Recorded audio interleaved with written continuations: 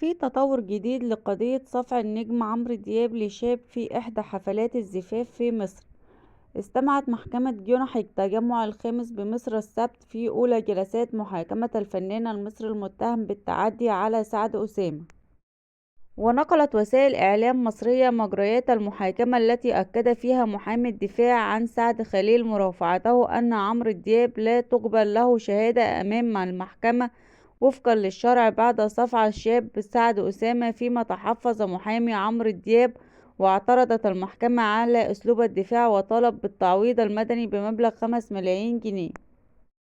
وأضاف أن النجم المصري صفع موكله سعد وتم ضربه على أقرب مكان بجسم الإنسان، وأنه ثبت من التقارير الطبية أنه بعد هذه الواقعة عانى من حالة اكتئاب أوجبت علاجه، حيث عانى من حالة من اكتئاب مزمن وتناول الأدوية وانعزل عن المجتمع وترك عمله.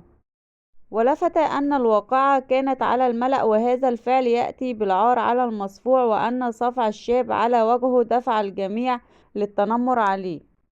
من جانبه تقدم محامي النجم المصري أشرف عبد العزيز بإثبات تعدي الشاب عليه، وطالب خلال مرافعته بتعويض مدني لموكله بسبب الأضرار التي تعرض لها جراء تصرف الشاب أثناء أداء عمله الفني.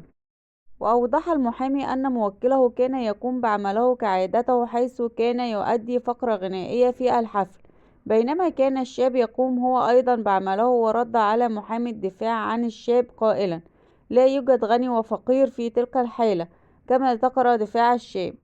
وأضاف أن سعد أسامة ترك عمله وتوجه إلى المسرح لالتقاط الصور مع النجم المصري، موضحا أنه بعد التقاط عدة صور كان يسعى للحصول على الترند. وأشار المحامي إلى أن موكله كان في حالة دفاع شرعي عن نفسه عندما رد على تصرف الشاب، وقال: هل من الطبيعي أن يقوم شخص بتعطيل الفنان عن عمله؟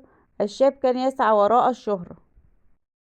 يذكر أن جهات التحقيق استمعت سابقا إلى أقوال سعد أسامة الذي تعرض للصفع على يد عمرو دياب خلال حفلة في أحد الفنادق، وأكد أنه أثناء التقاط صورة مع الفنان قام بصفعه على وجهه